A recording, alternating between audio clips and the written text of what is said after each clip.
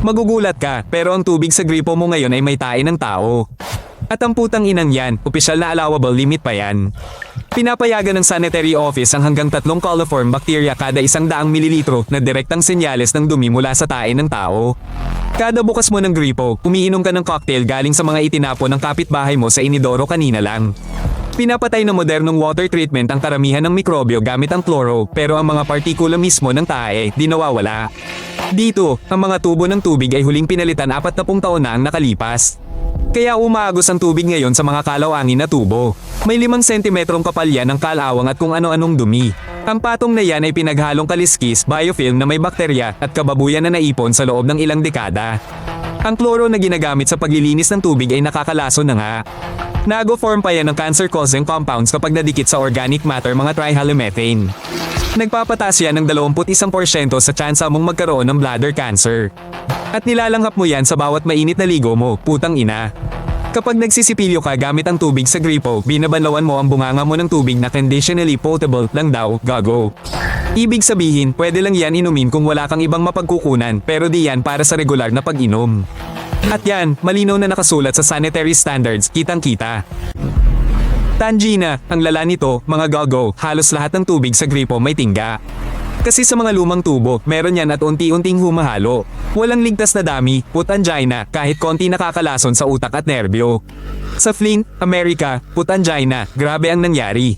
Ilang taon nilang ininom ang tubig na may tinggang 700 beses na lampas sa limit. Kaya ang daming bata ang nagkapermanenteng sira sa utak. Bumaba pa ang average IQ ng buong henerasyon.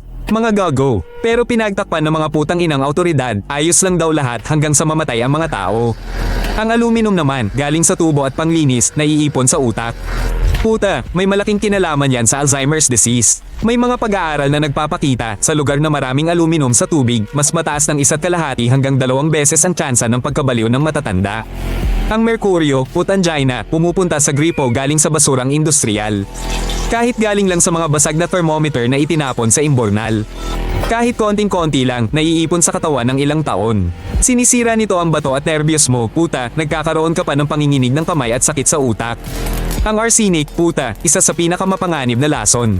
Nasa inuming tubig ng milyon-milyong tao, galing sa lupa at polusyon sa industriya. Matagal na pag-inom ng ganitong tubig, putangina, tataas ang tsansa mong magka-cancer sa balat, baga, at pantog. Putangina, akalain mo to, yung mga jug filter mo sa kusina, kalahati lang pala ng dumi ang tinatanggal niyan at sa unang buwan lang. Pagkatapos niyan, nagiging pugad ng mikrobyo yung kartucho, mas pinaparumi pa ang tubig kaysa sa gripo, gago, laboratory proven pa yan. Ang mga putangina mong gumagawa ng filter, grabe kung magsinungaling sa haba ng buhay ng kartucho. Sabi nila, 300 litro, pero yan ay sa malinis na tubig lang. Sa totoo nating gripo, umaabot lang ng 100 hanggang 150 litro, tapos nagiging tae na plastic. Ang pagpapakulo ng tubig, pinapatay nga ang bakterya, pero mas nagiging delikado pa dahil sa kemikal, gago. Ang ibang tubig, nagsisingaw lang, pero ang tingga, mercury, nitrates, at chloroorganics, naiwan at mas tumitindi. So, parang gumagawa ka lang ng lason, akala mo nililinis mo. Yang bottled water sa plastic, madalas galing din yan sa gripo, binote lang. Pero yung mga bote, naglalabas ng bisphenol A at phthalates. Mga pesteng yan, ginagaya ang hormones, sinisira ang endocrine system at pinapatay ang kakayahang magkaanak, lalo na kung naaarawan. Ang reverse osmosis system, talagang nililinis ang tubig, nagiging parang distilled. Pero yung ganyang tubig, huhugasan ng mineral sa buto at ngipin mo. Kung puro osmosis lang iinumin mo nang walang remineralization, pagkalipas ng ilang taon, seryosong problema sa buto, ngipin, at puso ang aabutin mo, punyeta. Putangina, gulat na gulat ako nang malaman kong sa mga syudad ng Europa, ang tubig, 7 beses daw pinoproseso ng tao bago makarating sa dagat. Kaya pala ang iniinom mo, literal na pinrosesong ihi at tae ng mga hinayupak na nasa itaas ng ilog kasi hindi na kinakaya ng planta. Sa imbornal, hindi lang tae ng tao ang domderecho, kundi pati tontoneladang gamot, punyeta. Antibiotics, hormones, at antidepressants, pagdaan sa katawan, dumiretso sa kanal.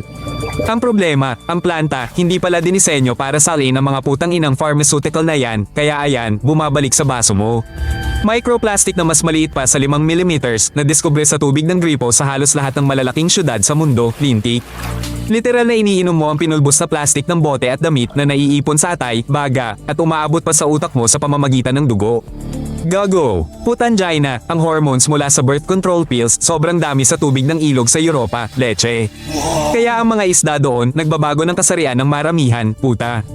Ang mga lalaking isda nagiging hermaphrodite at hindi na makapagparami. At yan ding tubig na kunwari malinis na lumalabas sa gripon ng mga bahay. Yung mga droga, diretso lang sa kanal galing sa kabaitan ng mga gumagamit, gago. Cocaine, amphetamines, opiate, puta, nakikita sa tubig ng gripo ng malalaking syudad sa microdoses. Hindi sapat para tumira, pero tuloy-tuloy na umaapekto sa nervous system kapag ininom mo ng matagalon, taon-taon, Tangina. Para talaga makaligtas ka, isa lang ang solusyon, Tangina. Magkabit ka ng 3-stage filtration system, may mechanical, may carbon block at ultrafiltration. Ang presyo niyan parang dalawang iPhone pero gago, investment yan para hindi ka mamatay sa cancer pagdating mo ng 50. Kung wala ka namang pera sa maayos na sistema, bumili ka na lang ng tubig sa boteng salamin. Dapat galing yan sa artesian well, puta.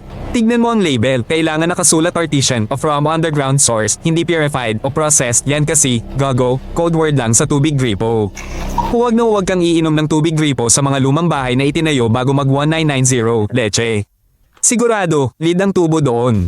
Ang unang buhos ng tubig sa umaga, Tangina, puno ng metal na naipon magdamag, kaya paagusin mo muna yan ng at least 2 hanggang 3 minuto. Ipacheck mo ang tubig sa lab kahit minsan lang sa 1 taon, puta. Ang kumpletong test para sa bacteria, heavy metals at organiko, hindi yan kamahalan. Pero malalaman mo kung anong klaseng lason ang lumalabas sa gripo mo at anong filter ang dapat, hindi yung bibili ka lang ng kung ano-ano, parang gago. Ang pinakamapanganib, leche, ay painumin ng tubig gripo ang mga bata dahil mas sensitibo ang utak at nervous system nila sa lead at ibang neurotoxins. Kaya kung may anak ka, huwag kang magtipid sa tubig, putangina. Diretso yung investment sa IQ at kalusugan nila na hindi mo na maayos pagdating ng panahon.